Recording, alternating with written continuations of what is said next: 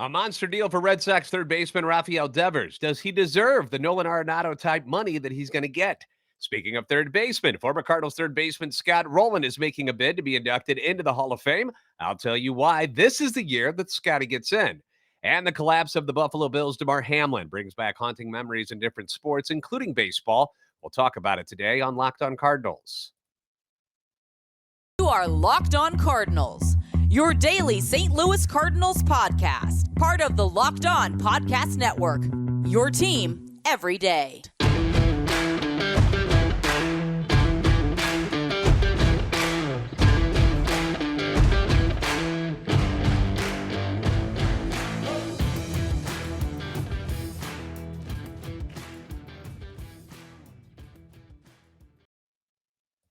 Hey there, Cardinal fans. I'm JD Haffern, and I'm a national radio sports anchor, born and raised in the Lou, and a lifetime Cardinals fan. And I'm your host for Locked On Cardinals, part of the Locked On Podcast Network, covering your team every day.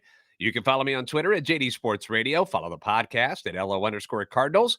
I want to thank those of you who make Locked On Cardinals your first listen every day. We are free and available wherever you get podcasts, on iTunes, Spotify, Google Podcasts. We're also available on YouTube.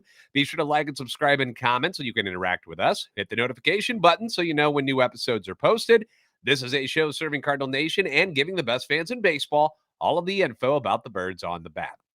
Well, first and foremost, welcome to 2023. I hope your New Year's celebrations went well. I hope you had a good time. I ended up taking a few days off to just kind of refresh, as we start the new year. But now we're back. We're ready to talk some baseball. We're going to start things off today with breaking news in the world of baseball.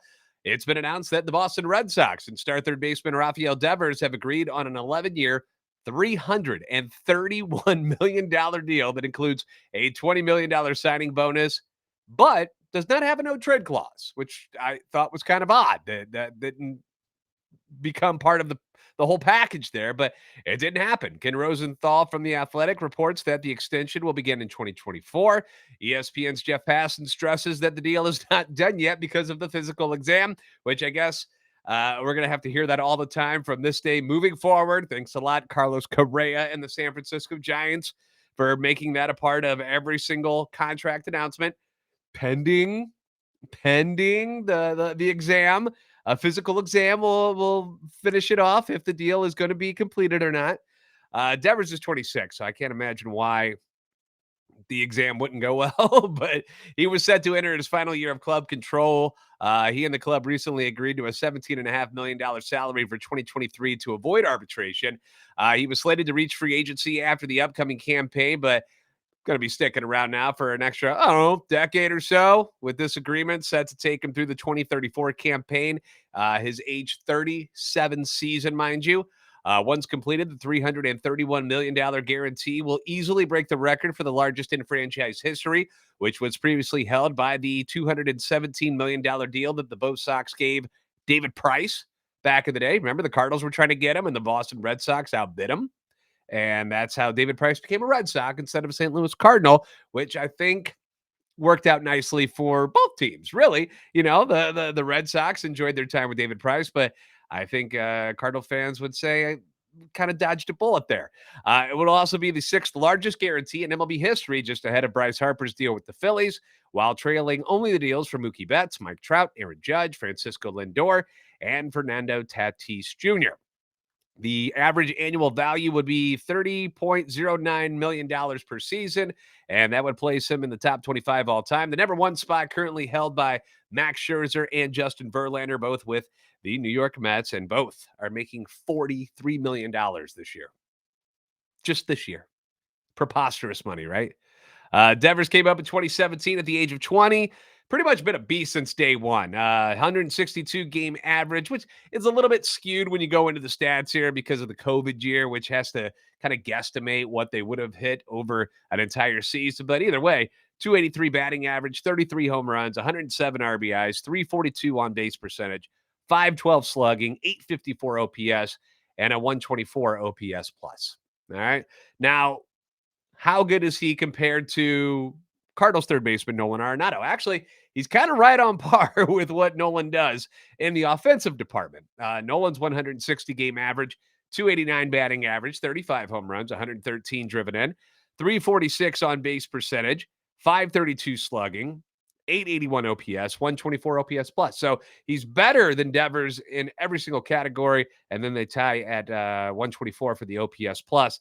But defensively, there's no comparison whatsoever. Like, it's not even close. Arenado, let's be honest, Arenado wipes the floor with pretty much every infielder out there. The dude is incredible. But like Devers isn't even in the same ballpark as a defensive third baseman as Nolan. Devers' career fielding percentage is at 941. He's had errors in a season of 14, 24, 22, 14, 22, 14 again this last year. Nolan's highest amount ever was 17 back in 2015, and he still won the Gold Glove that year. By the way, Yadier Molina winning the Platinum Glove for the NL that season. Anthony Rizzo gets the Platinum Glove in 2016, and since then, Arenado's he's won the Platinum Glove every single year since. So 6 years running in a row for one Nolan Arenado. He's just unbelievable defensively. So Devers, yeah, dangerous with the bat defensively, not that great, but locking up Rafael Devers, I mean, very smart move for Boston. The guy is obviously really, really good. He's only 26. And you've also got the other side of this where, they've lost Mookie Betts, who they traded away instead of paying him in 2020. And then this year, you get outbid by the Padres for Xander Bogaerts. So the team needed to keep their young cornerstone third baseman. I mean, this deal had to get done for the Boston Red Sox, right? I mean, you couldn't allow Rafael Devers to get away, to like walk away from Boston. Like, can you imagine?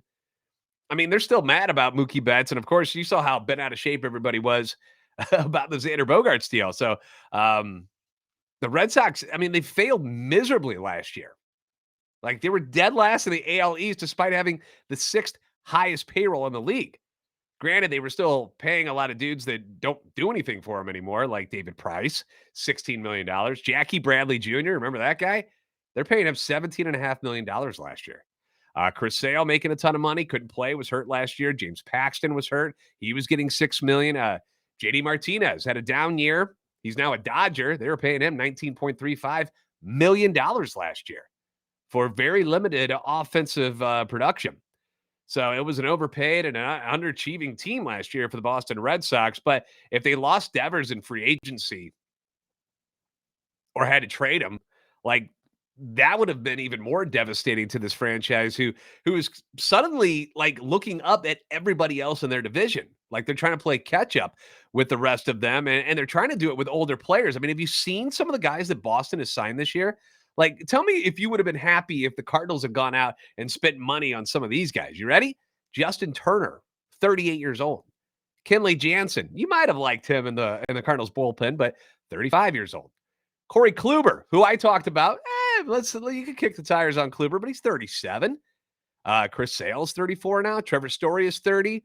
Masataka Yoshida, 29 years old. So Story and Yoshida, they're not old, but, Turner, Jansen, Kluber, those were their big signings this year, besides Yoshida, and they're all 35 years or older. So not exactly the best look for a team that's trying to compete with, the Yankees, the Blue Jays, the Rays, and then how about the upstart Orioles? That's a team I think people need to keep an eye on. The Orioles, they have got a ton, and I mean a ton of young talent that is just ready to burst onto the scene. I don't know if it's going to be this year that they really make a push, because they didn't do anything in free agency really at all. So I don't know if it's going to be this year, but maybe the next year. Look out, man. Baltimore's going to have money, and they're going to have all that young talent just sitting there. And they're just going to need some sort of some big free agent veterans to kind of pull it all together. So look out. It's another reason why, the Red Sox, if they fall back quickly here in 2023, where they could be massive sellers early on, not just because, they can't afford these guys. We know that's not the problem. Boston's got the money. Boston can pay just about anybody they want. But what's the point in keeping all of these guys if they lose all the time together, right? So if they were to decide that, like, let's say by June, they're already kind of out of things to start rebooting, and with Devers in the fold, that makes, the reboot a little bit easier. But it's why if I'm the Cardinals, I'm staying in contact with their GM, Brian O'Halloran, and in case Sale is healthy and looks like his old stuff. Like, what if Sale comes out and is like, by June, he's like 8-3 and has an ERA under 3 and is striking out people at those prolific rates that he did a couple of years ago. People are going to want him, and I feel like the Cardinals, they need to keep an eye on that guy. Don't do anything yet. Be patient. But I'm saying, if it gets down the road there, don't be late trying to call up their GM. All right. Cardinals Hall of Famer Scott Rolen is hoping to get the call. Speaking of calls, from Cooperstown this year. I, for one, think he should get in. I've been saying that the whole time since I remember when he was playing with the Cardinals. I'm like, this is a Hall of Fame type of guy right here. I'm not the only one who thinks that way either, because there are some people out there who don't think Scott Rolen deserves to be in there. But Thomas Harrigan at MLB.com agrees with me, and I'll tell you why he thinks Rolen belongs in the Hall next on Locked On Cardinals. Let's talk about BetOnline.net. If you have not enjoyed the services that BetOnline.net provides, I don't know what you're waiting for, because it is a lot of fun to be involved with them and to bet on sports. And they can help you out. BetOnline.net, it's your number one source for sports betting information. They got the stats, the news, the analysis. If you're a first timer when it comes to betting, it's okay. All right. We understand you don't have to know all the lingo and everything right away. Go to betonline.net. They've got information to help you place that first, second, third bet, whatever you want to do. It's up to you.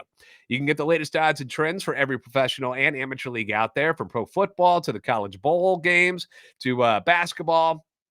They got it all. BetOnline.net. Bowl games, speaking of which, number 1 Georgia versus number 3 TCU for that national championship on Monday. The Bulldogs currently a 12.5-point favorite with the over-under at 63.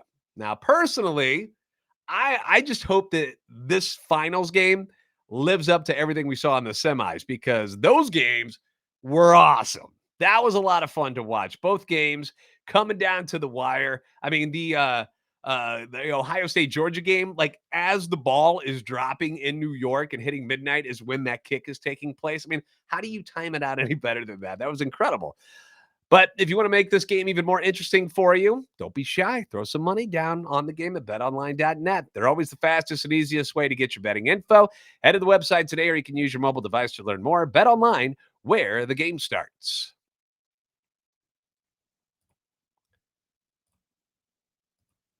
Thanks for making Locked On Cardinals your first listen every day. Locked On MLB Prospects host Lindsey Crosby is a prospect encyclopedia. We've had him on the show a number of times. He's fantastic. He's going deep on the MLB Stars of Tomorrow. It's free and available where you get podcasts. And we'll talk more with Lindsey moving forward as we, get closer to spring training, because we want to talk about all the different prospects. I can give you my opinions, but this is his wheelhouse, is talking about rookies and prospects. He studies it, talks about it. He's in our group chat, just constantly bringing up names, and we're all like, who, what? He knows them all. So be sure to check him out, Locked On MLB Prospects, if you get a chance. Now, when you talk about all-time great St. Louis Cardinals trades, you've got to bring up the deal that they made in 2002 when they traded Mr. No-Hitter himself, Bud Smith, right? Infielder Placido Polanco and relief pitcher Mike Timlin. They give them all to the Philadelphia Phillies in exchange for relief pitcher Doug Nickel and future Cardinals Hall of Famer and hopefully baseball Hall of Famer Scott Rolen. Now, Rolen was already an established star with the Phillies when the Cardinals were able to pluck him. Okay, he was Rookie of the Year 1997, age of 22, winner of 4 Gold Gloves, a Silver Slugger. All of that done with the Phillies already before he even came to the Cardinals. Grew up in Jasper, Indiana, so he was familiar with St. Louis and, always thought it would be a good place to play. Did not want to be in Philadelphia anymore. At the time that this was all starting to go down, didn't feel like the Phillies were doing enough to try and win. He had friction with his manager, Larry Boa. Go figure. Scott Rolen having friction with a manager. He had cut off negotiations with the team about a new deal. And then the team did something which I just don't think you do this. The team goes public saying they offered him a 10-year, $140 million deal.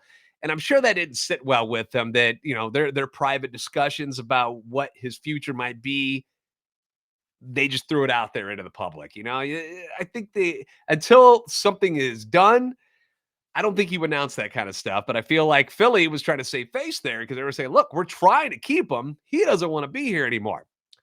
So apparently the team tried to move him to the Orioles in the offseason, but that didn't work. And seeing that the Phillies needed to get something in return for him because he was going to be a free agent, Cardinals GM Walt Jocketty, Mr. Jocketty's so cool, swooped in, began talking with the Phillies GM Ed Wade. And it's funny because when you go back and you read about what was going on with these trade negotiations, you see some of the names, and one of the big negotiating pieces between the Cardinals and the Phillies was the Cardinals' willingness to part with pitching prospect Jimmy Journal. You remember that guy? He was like their top pitching prospect, never amounted to anything, nothing whatsoever. But that was the name that the Phillies wanted, and I don't know, Jocketty didn't really want to part with them. They also had some disagreements about who was going to pay what of Rolen's remaining salary of that year. At the time, Rolen was batting .259, 17 home runs, 66 ribbies, and it was a glorious deal for the Cardinals. I mean, come on, man. I mean, you see who they gave up.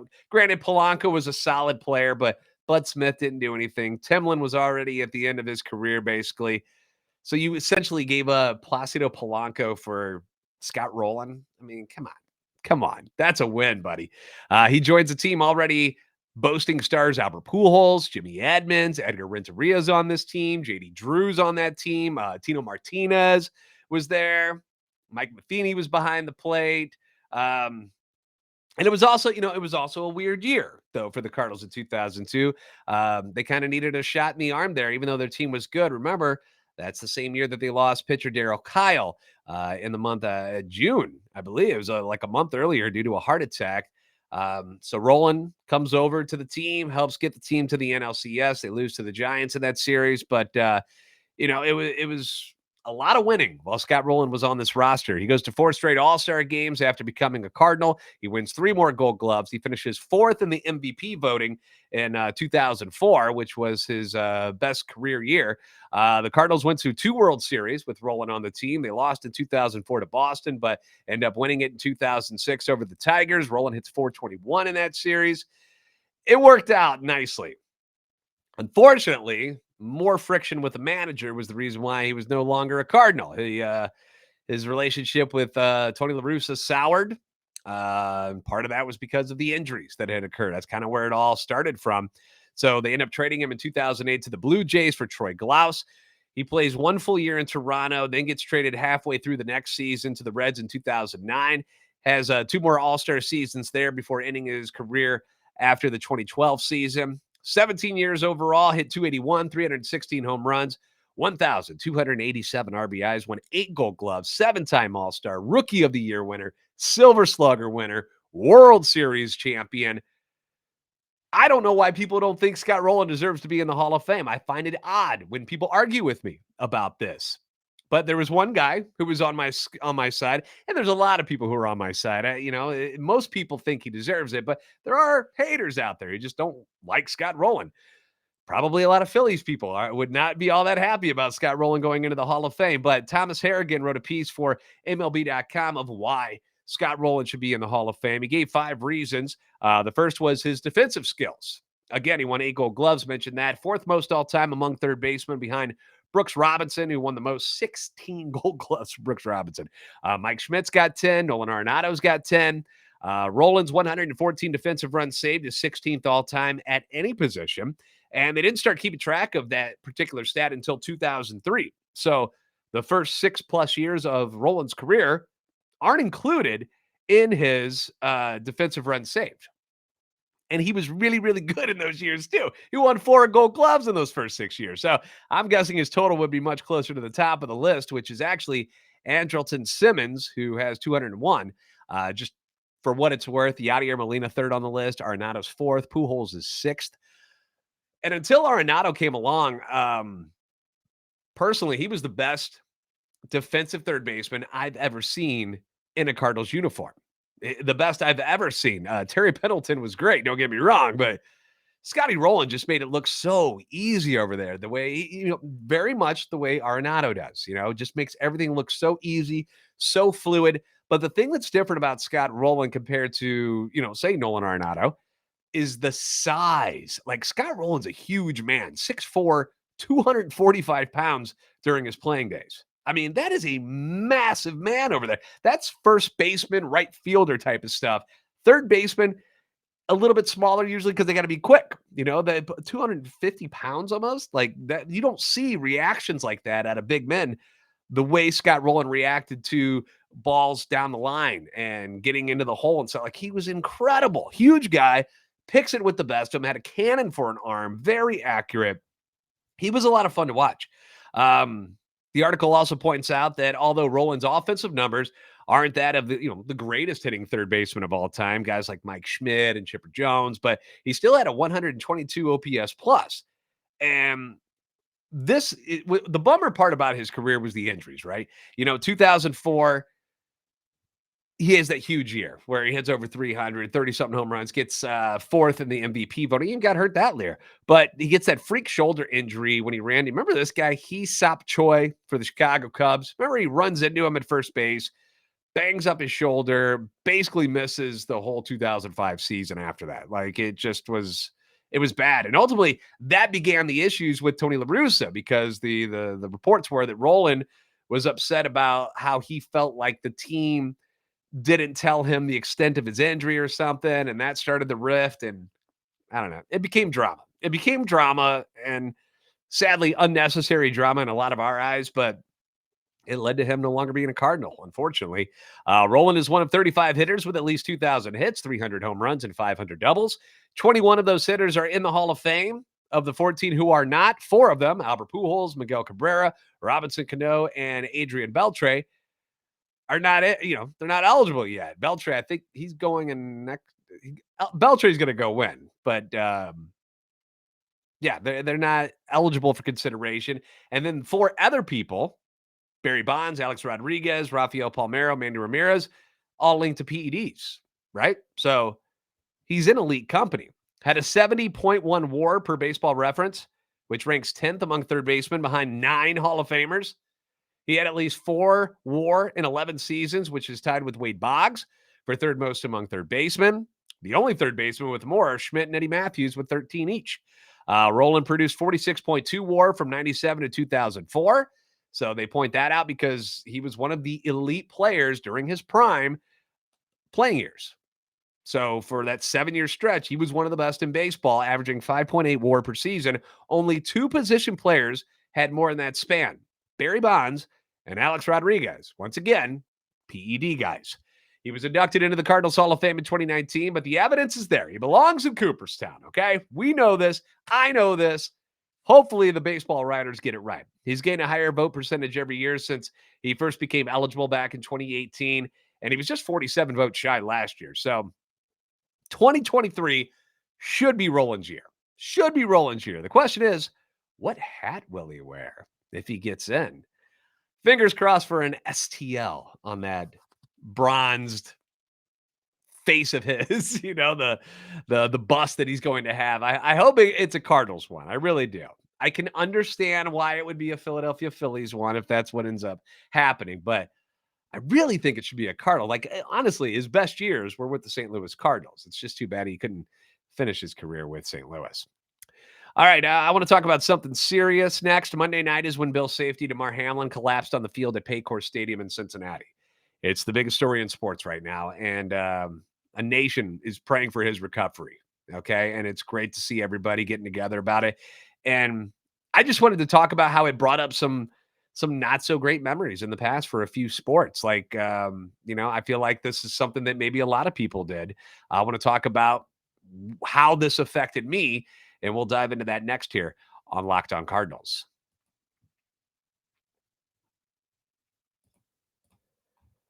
Now, I didn't want to use what happened to Bill's safety, Damar Hamlin, as like a bit or anything like that. That's not what I'm trying to do here. I just kind of wanted to share because, when traumatic things happen in life, talking about them, talking through what you saw, what you were doing, it just helps for a lot of people. And, if you want to talk about what you were doing when this happened on Monday night, feel free to leave comments in the comment section below.